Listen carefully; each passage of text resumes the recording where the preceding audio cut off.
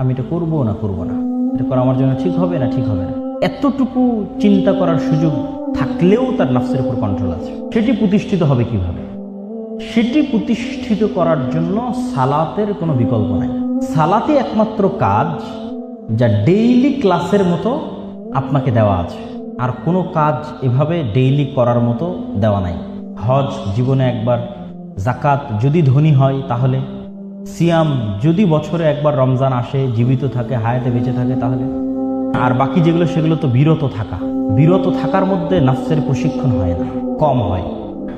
নাফসকে কোনো একটা কিছু করাতে পারলে, বাধ্য করাতে পারলে যে তোকে এটা করতেই হবে, ইউ মাস্ট ডু দিস, কোনো একটা কাজ তাকে বাধ্য করে আদায় করতে পারলে সে প্রশিক্ষণ প্রাপ্ত হয়। তাহলে আপনি আপনার নাফসকে কোন কাজটা করতে বাধ্য করবেন? একটা কাজ করতে বাধ্য করবেন প্রত্যেক দিন। এটি আপনার নাফসের জন্য পরীক্ষা, প্রশিক্ষণ, সেটা হচ্ছে সালাত।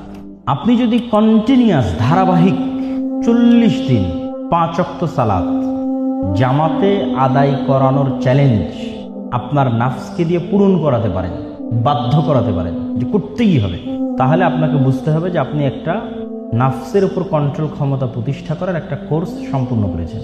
এবং ওই একটা কোর্স যখন সম্পূর্ণ হয়ে যাবে, তারপরে অন্তত ন্যূনতম ওই বন্ধু এসে ডাকলো চলো আড্ডায় যাই, আপনি সাথে সাথেই উঠে যাবেন না, এটা আপনি লিখে নেন, কেননা আপনার নাফস প্রশিক্ষণ প্রাপ্ত হয়ে গেছে। তখন আপনি 10 বার চিন্তা করবেন আমি যাবো না যাবো না। কোনো একটা ভিডিও আসলে আপনি সাথে সাথেই সেটি দেখবেন না, সাথে সাথেই সেখানে কমেন্ট করবেন না।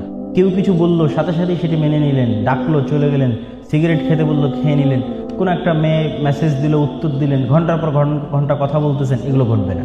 ঘটতে পারে, আমি একদম বলবো না যে ঘটবে না, ঘটতে পারে, কিন্তু 10 বার চিন্তা করার পর, সাথে সাথে না।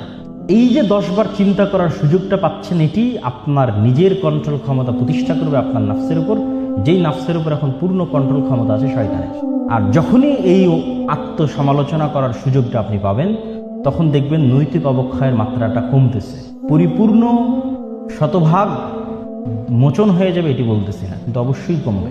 নাফসের উপর কন্ট্রোল ক্ষমতা প্রতিষ্ঠিত করার জন্য সালাতের কোনো বিকল্প নাই, বাধ্যগতভাবে সালাত আদায় করতে হবে। তাহলে যদি আমি সারমর্ম করি যে একজন ছেলে অবৈধ সম্পর্কে লিপ্ত আছে, সে এখন যদি জিজ্ঞেস করে যে ভাই আমি কিভাবে এখান থেকে বের হব, উত্তর কি হবে?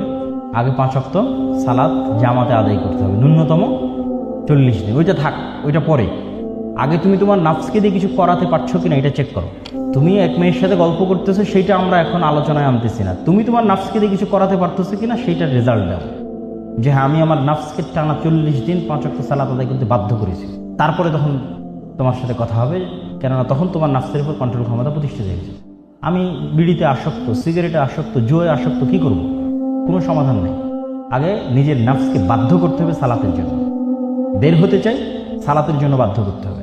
সালাতের জন্য নাফস যদি একবার বাধ্য হয়ে যায়, অন্তত টানা 40 দিন ন্যূনতম কন্ট্রোল ক্ষমতা প্রতিষ্ঠিত হবে, বের হয়ে